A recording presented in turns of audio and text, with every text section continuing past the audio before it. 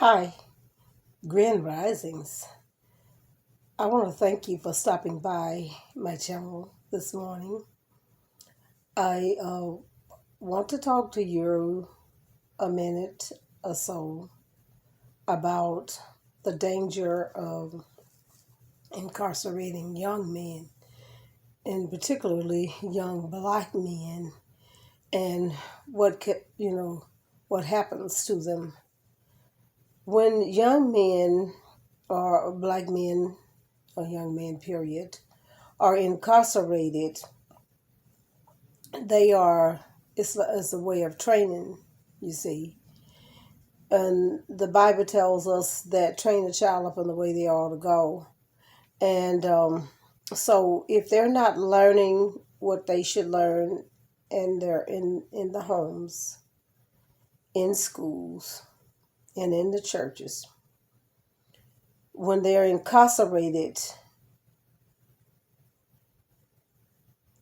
they certainly are not going to learn what needs to be known, because that's a place where sometimes they're thrown with older males, males who have almost made a life of going in a way. I won't say different, just call people criminals, because sometimes I do know that people live the way that they know. They do what they know how to do. But with the young males, when we as relatives and friends and I say relatives, because sometimes it's just people related to them, that relates to them, may not even be directly blood related, but family as well. That when we try to support them, we try to help them, because we know that prison is going to be kind of tough for them, right? And so is the longer they keep them in there, and all of those years that we support them and help them, they get kind of comfortable, because like one thing, they know that they will have a little something for, small supplies, like they can get paper and stamp, and maybe buy some shoes, and maybe buy a Walkman or TV or whatever it is that to help them do their time. But when the environment that we grow up in becomes comfortable, the environment we grow up in is something that we get used to, even though there may be some uh, things going on uncomfortable in an environment that we grow up in. Still, that's what you get used to. So when they get used to getting things in there, and there's nothing wrong with helping the ones we love, the family and our loved ones. There's nothing wrong with that. That's we should help one another. That's biblical as well. That to visit the prisoners, to care about them, and to love one another and help your family and all this. That's all good. However, the situation becomes one where when they're young, this becomes the almost the norm for them to be in a place where they feel somewhat familiar with. So the more familiarity they gain over being there for a length of time, a long length of time, the better they make the adjustment to it. Even though it's an uncomfortable place, uncomfortable environment, they become more adjusted to the situation. So, what am I saying? I'm saying that when people are young or procreators, young parents, have children, and many times they do not understand that it all starts with the desire to be with another person. And they sometimes they just don't learn. This is simple stuff, but we just don't always get it, you understand? And so they procreate or get with someone, and whether it's a man or male or female, they may not really consider the down the road consequences, the things that would happen. Like they may not see that when you bring a child into the world, even though we are not God, we're not the God. We may be little gods, demigods or something, but we are not the God, the Almighty, the Most High. So when we bring someone into the world, we should be, responsible for their learning. They would teach them to talk, teach them to walk, teach them manners, and then, also teaching them a livelihood thing, something that they can, a way that they can survive in the environment, in the world. And then we have a lot of things that works against us as it is, so they need the best possible training when they're young. And sometimes, being Afro American is what people call us, but I just often say black. Just cut through the chase. Just be. It is what it is. And so when blacks are coming up, you got a long line of history to fight against. So when blacks are coming up, and they are so busy trying to survive like everyone else. I'm not going to just act like it is only black people who have a hard time, because I'm not that naive to know that all people have some struggles. All people, work to survive and everything, and God loves all of us, what I'm saying? But we have just been the ones who have had struggles that's unsurmountable, just greater than any other group or race, okay? Not trying to get pity here, but I'm trying to bring a little bit more awareness to being responsible people. We've got to be a tad bit more responsible. We all missed it because, when we were young teenagers, we were trying to survive like everyone else, trying to figure out how to pay the bills and pay the rent and all of this. And we never really owned something. If when we did, it was always taken from us, something like that, So we're constantly having battles, wars, and fights. We have to make all kinds of choices just to stay in the race. But when it comes to those young people, the time that we spend trying to help them understand what they will have to deal with in the environment for is to survive is, if we can save them from going to prisons, being incarcerated, we can, that's a kind of a good start for them, and teach them at the same time to be responsible, and we were always taught just work, work, work. But it's getting to the place where a lot of people, they have the patience to just be someone else 100% servant a long time in a day, because you're talking about 40 hours a week a lot of times. And that's quite a bit of time out of your week to be serving someone. It's not slavery. And that's why some people, for a long time, they call job slave. And I thought, what did they do that for? You just go and do your little work, come on back home, and everything is everything, So what slave? Where did they come in at? I understand a little better now that I'm older.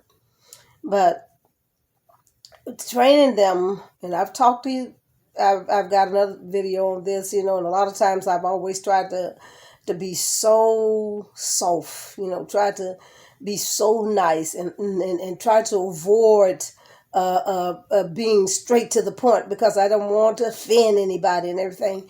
But it appears that people are going to be offended no matter what I do, because if I have to do what is right and somebody don't really like that, then they're going to be offended. You understand? And then if I make a mistake, they're going to be offended. If I don't do it, they're going to be in trouble because they may not be aware. And then sometimes they know, but we have to be it has to be brought back to our memory. So I've done all I could to avoid taking a full stand against evil and wrong, out in the open where I'm a target. But I realized that once I made my mind up that I will do right the best I know how, I became a target. And so I don't think I have anywhere to hide anymore. I have no choice but to stand for what I believe in, and I can't force my beliefs and, or whatever it is that I represent on anyone else. But I mean good for my people. I mean good for the universe. I mean good for everyone. I really want to see the world work well. And I do know that there are times that people they must work together. We all must work together, on certain things. But I don't think that a person should be broken down to the place where they have no more identity just to work together with other people. I'm standing on what I believe in now. I'm not running anymore. I'm in a corner. There's nowhere else to run. I can't run anymore. I've got to tell the truth and stand as strong as I can stand. It doesn't matter anymore. Because when you get pushed in a corner, you have nowhere else to go. Okay? So, and I'm not, doing anything that the destructive, because I don't think the destruction is totally the answer. Now, if God give me that, and say, okay, I do need you to tear down, I do need you to build, I need you to pull up, root up and, knock down, then I have to do that, if he tells me to, if the Lord tells me that, and I do listen, I do hear what God says, and because I am truly, truly into the Most High. I'm truly into love. I'm truly into building greatness and beauty and love and joy. I'm into that. I always have been. But sometimes you have to say things that everybody won't like or won't understand. And if they don't even come and say to you, well, what you said on so-and-so, that was true, but have you considered so-and-so, so-and-so? I'm not so hard that I would say, well, how dare anybody say this to me? How dare anybody tell me this? I don't have that attitude. That's not my spirit. We all have moods. We all have times when we're not, our good self. That's what I'm like, the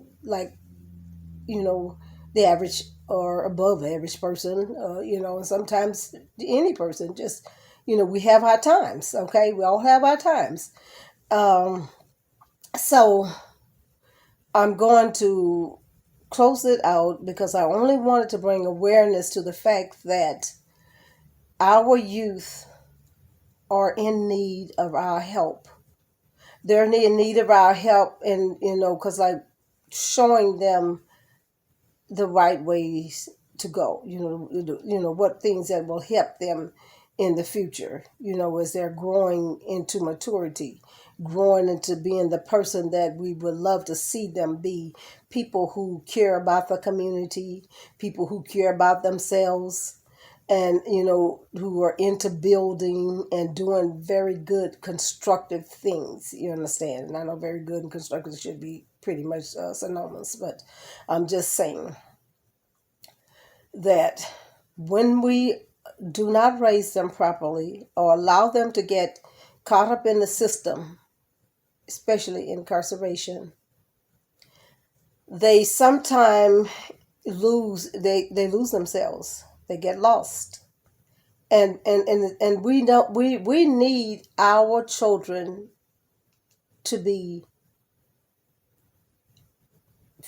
free. We need them to know who they are. We need them to understand that they have great potentials and they can do wonderful things and they can build too. And we need to get back to thinking about rebuilding neighborhoods, rebuilding our inner structure, working together with ourselves. And then we may see how to work even better with others, other races. And we need the freedom to learn to love each other and stop thinking that we're going to be stronger by watering ourselves down with everybody else, before we learn to be a strong structure ourselves.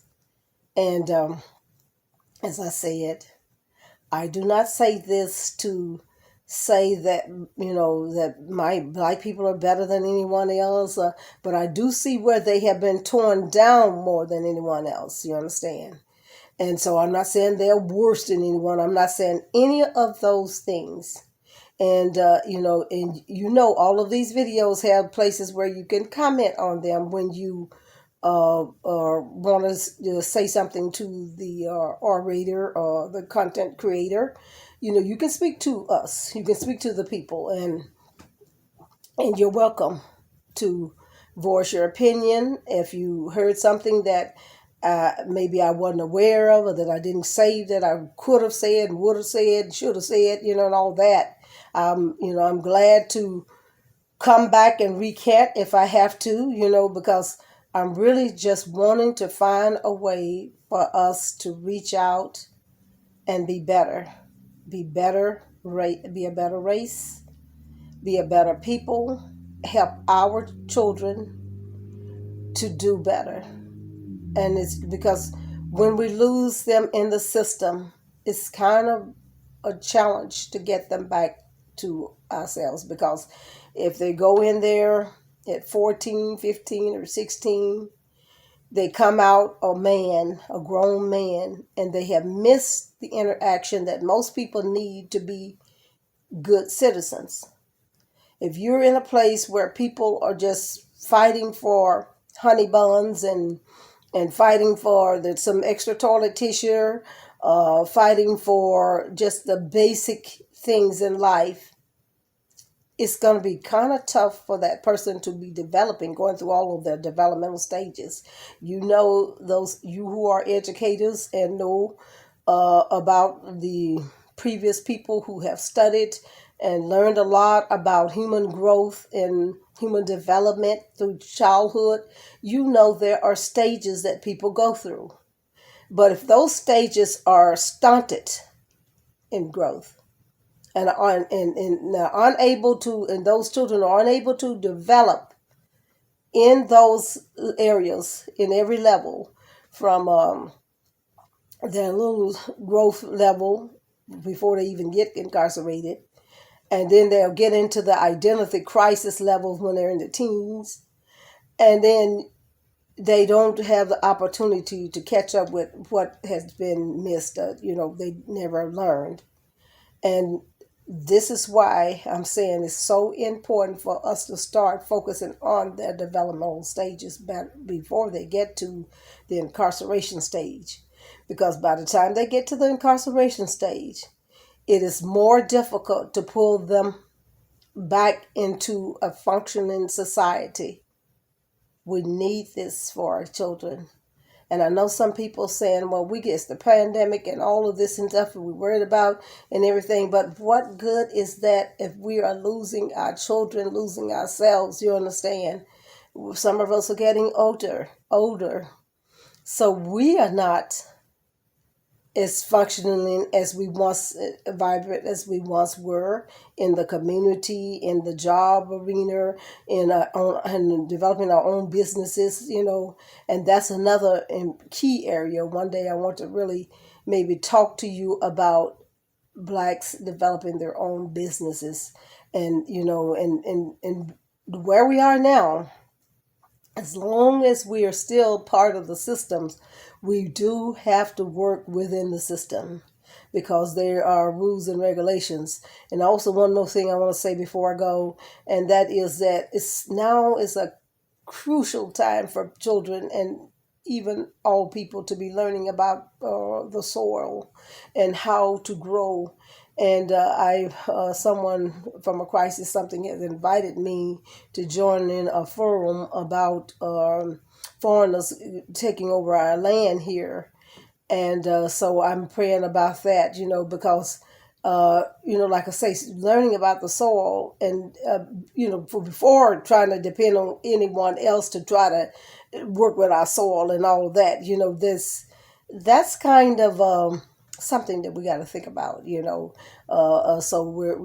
I'm talking about working with our children, trying to help them not get incarcerated, um, and just keeping an eye on them, doing whatever we got to do to get our children's life on a good path, with what future we have here in America, and we, no matter where we go, you got to take you with you. You understand? We'll be taking ourselves. If we decide to go somewhere, we'll take ourselves with us.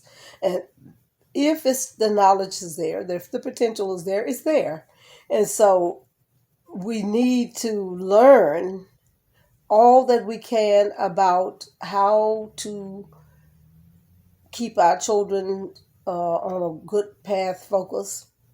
Keep them out of the pens, because I'm telling you, I'm seeing it. I'm dealing with different ones, and it's a challenge. It's a challenge to pull them back into a society that shut them down and throw them away into the pen system. This is all of our responsibility. We all have a part in making life better for our children. And it ain't about just singing and praising and hallelujah all the time. We've got work to do.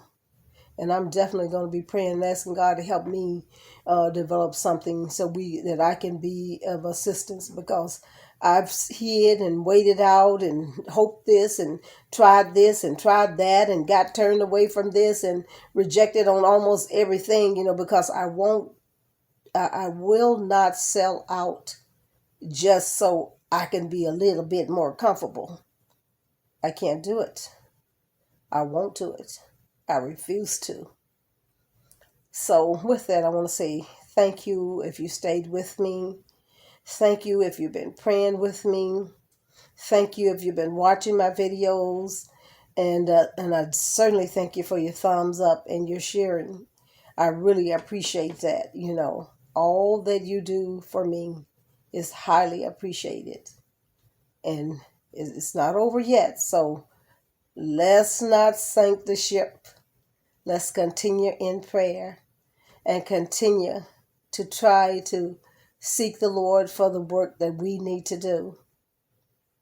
Thank you again for joining me. Thank you for watching. If you have something to say, leave your comments. Thank you so much.